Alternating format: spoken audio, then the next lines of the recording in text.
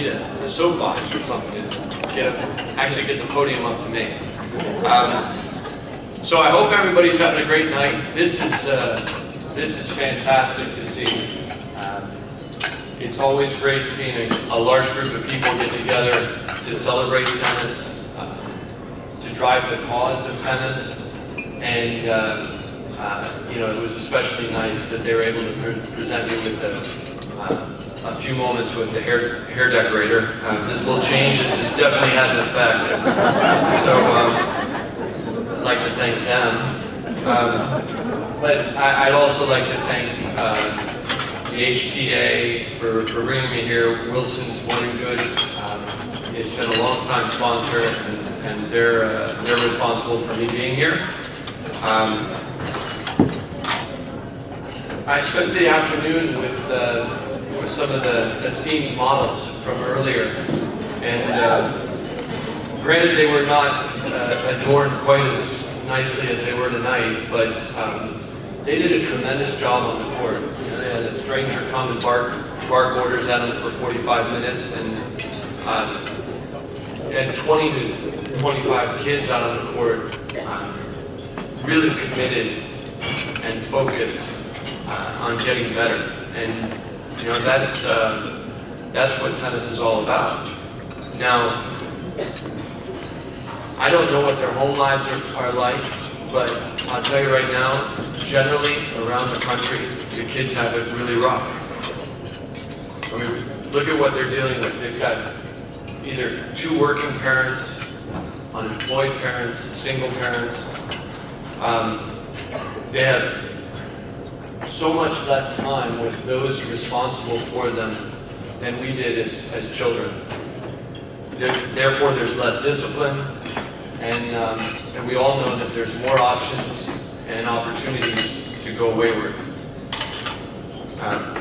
My childhood, I was incredibly fortunate. My parents, I couldn't have dreamed up a better set of parents, although my wife and I are pretty close. They were always present and accounted for, and they always held my sister and me accountable. In fact, the lack of discipline that some of our kids experience now, I probably craved at some points in time during my childhood, because discipline was in abundance in my house. And growing up in East Lansing, Michigan, in the 80s, yep, that's when it was. There just wasn't much opportunity for me to screw around, and sometimes that's the biggest blessing. It's just there's one path to take, and I can go a little bit one way or a little bit the other way, and God knows I did. But again, that path is so well centered, and it really was a huge aspect of my childhood and the merits of my childhood. Let me tell you where I really had it good, and this was at the tennis courts. Every Tuesday, Thursday, and Friday, my mom would pick me up at the school, and she'd drive a couple of buddies and me down the street to the tennis club. And there was a man there named Rick Furman, and he was a one-shot town. East Lansing, Michigan, a little bit smaller than Houston, to put it in perspective. But Rick, in 1980, he was the only shop in town. Granted, he had two shops, but he was really the only shop in town. And so when my dad went to his coworkers, and they said, he asked them, my son likes to play tennis, where do I take him? I think there's a tennis club down the street. Why don't you go there? Well, Rick Furman, his values, his manner, absolutely was in alignment with my parents. And I went to the tennis courts Tuesday, Thursday, and Friday, and that fella beat discipline into me. My parents convinced me to live a disciplined life. Rick just abused me. And you know, it was that place that I learned as a timid little boy. I was, you know, self-confidence couldn't have been in my vocabulary. Self-esteem was probably something that was in my vocabulary, but something somebody else had, until I walked onto the tennis court. And by way of the environment and by way of the discipline that my coach provided me, I was able to develop some self-esteem, some self-confidence. And you know, it's that coach, it's that relationship that meant so much to me. My parents, as I said, couldn't have been any better, but they had a huge helping hand in having Rick Furman in my life. The NJTL, Arthur Ashe was referenced earlier, and this is right from the HTA/NJTL website. The NJTL was founded in 1969 by Arthur Ashe, Charlie Passerell, and Sheridan Snyder, who had the goal of developing the character of young people through tennis. Well, there's one really important word to everyone in this room, and that's tennis. What the most important word in that one statement is character. And when these kids, these 21 kids, 21 of 8,000, is that right? Did I hear 8,000 kids in Houston's NJTL program? It's character that they're building by being a part of a program like NJTL. Norman Schwarzkopf once said, "Leadership is a potent combination of strategy and character. But if you must be without one, be without strategy." Mull over that for a second. That's the fellow that took us into the desert. He was I don't know, is George Bush here?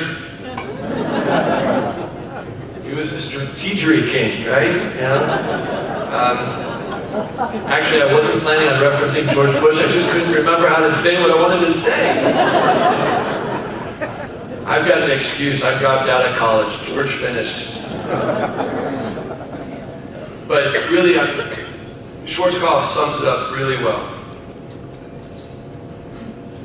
He's telling us that not only should we educate our children, but we should instill in them the character that is going to lead them through their lives, that's going to allow them to be good parents, good spouses, good citizens. And he understands that children that live with courage, perseverance, honesty, and a whole host of others have a great life to live. A couple of years ago, when I was preparing for a presentation, not dissimilar to this, it was called the Tennis Teachers Conference, and I was experiencing a little writer's block. When the TV's on, when I'm writing, it usually happens. So I changed my scenery. I went from my desk in my office into the family room, and it was 11 o'clock at night. I had to start speaking in a couple of days. I said I better get to work on this.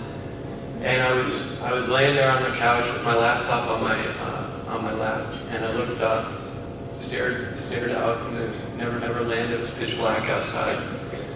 And on our family room windows, there's 8 pieces of computer paper. And I guess it would be called printer paper, but you know, it comes from the computer. So. And I just looked up and I was just irritated.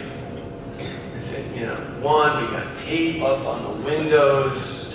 That's gotta leave a mark. 2, I tell the kids constantly, do not take the paper out of the printer. But then I looked just a little bit longer, and my middle son, who was then either in pre-kindergarten or kindergarten, he's a very cerebral kid, and he had replicated his classroom. Now they have a little play area, and we accept that that place is destroyed, but it bleeds into the family room. And so he decided to decorate our whole house like his classroom. And on that window were 8 pieces of paper. One word or one statement for each piece of paper. On those pieces of paper were written decency, kindness, responsibility, perseverance, patience, self-control, honesty, and respect.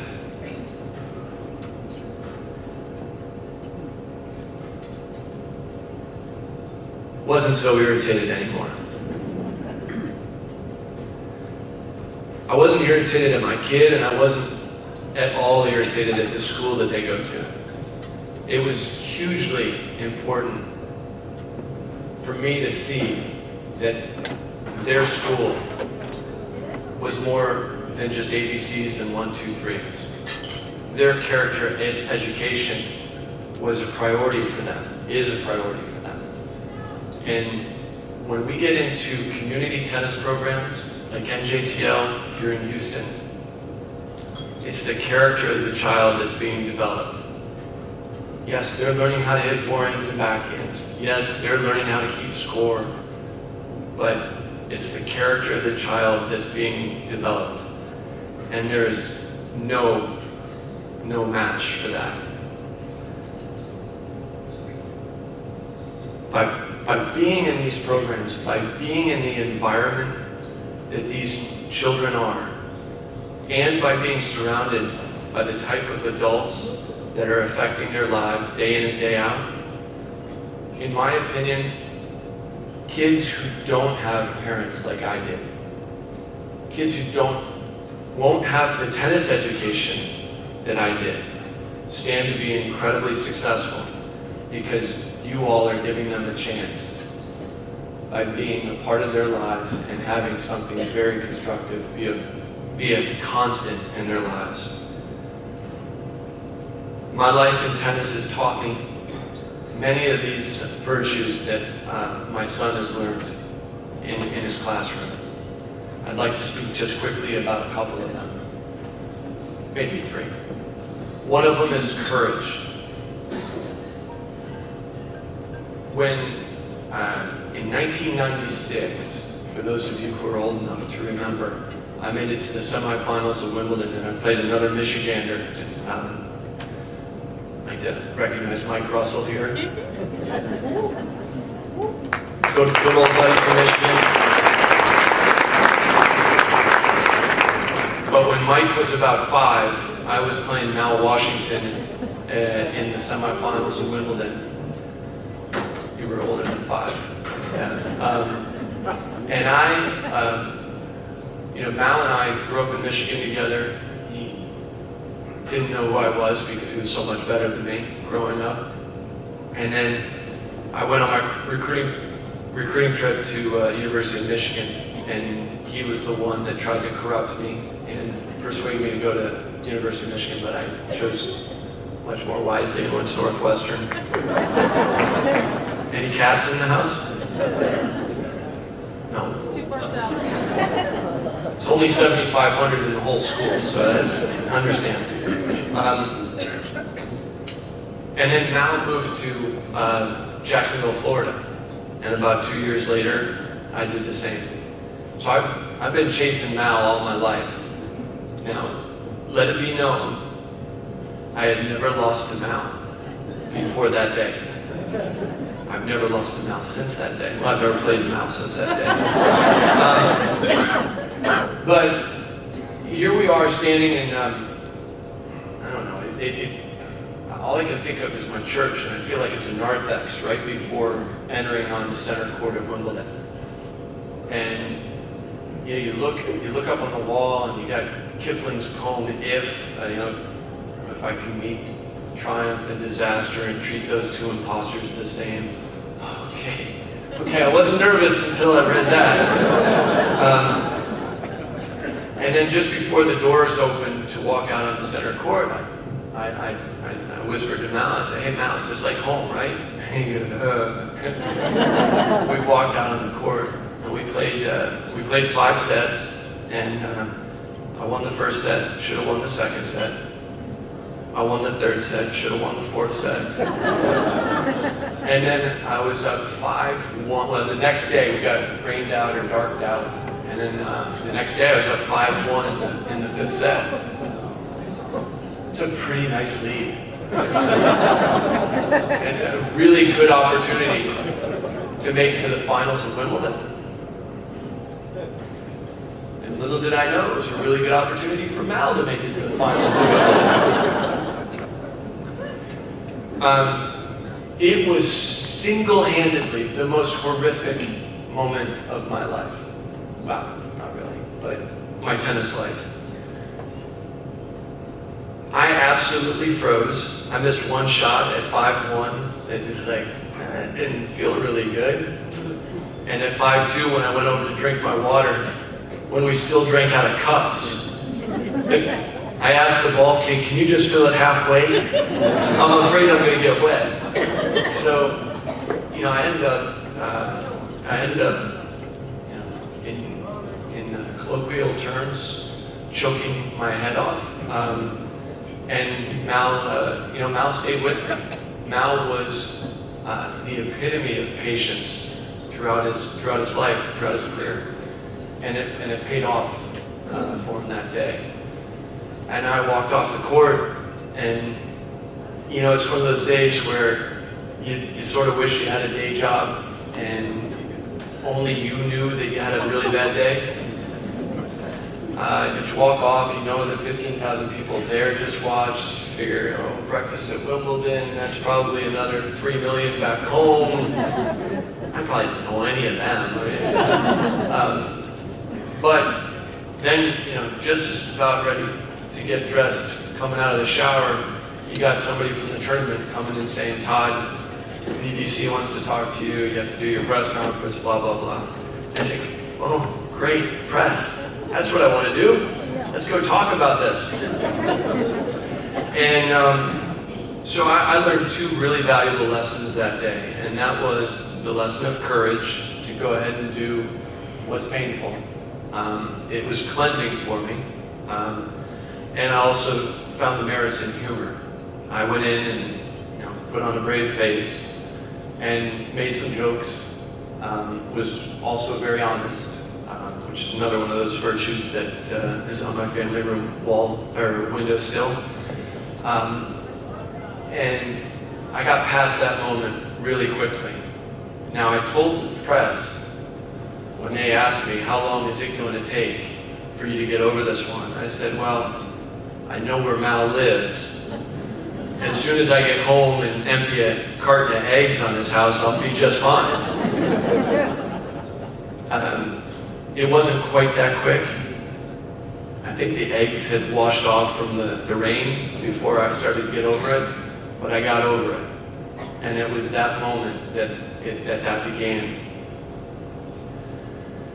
The other thing I learned, and this is not just tennis, this is in life. My parents taught me humility and decency right from the word go. And we live in a very capitalistic environment, culture, and I like that. But with capitalism comes a tremendous amount of power, and power can be used in so many positive ways, but it's often you get a nugget of power, you go for 2 nuggets. And you figure out how to get 3. It leads into greed. And tennis allowed me to be humbled once a week for 14 straight years as a professional, except for 8 weeks. 8 weeks. I made it through 8 weeks. I took one on the chin from Peter Lundgren here at River Oaks. I'll remember that one for a while. Ville Janssen, I think, is here. Hey, right next. I remember you with long hair, sorry. Ville Janssen beat me in qualifying in Lawrence, Kansas in 1988 in my first ever professional tournament. I was 12. Good win though, good win. But, you know, humility is a great value. And, you know, in my life after playing tennis, I want to be successful. I want to strive for greater heights. And my message to kids is, it's going to beat you down. You're not going to have success. But with perseverance and humility, you stand a chance.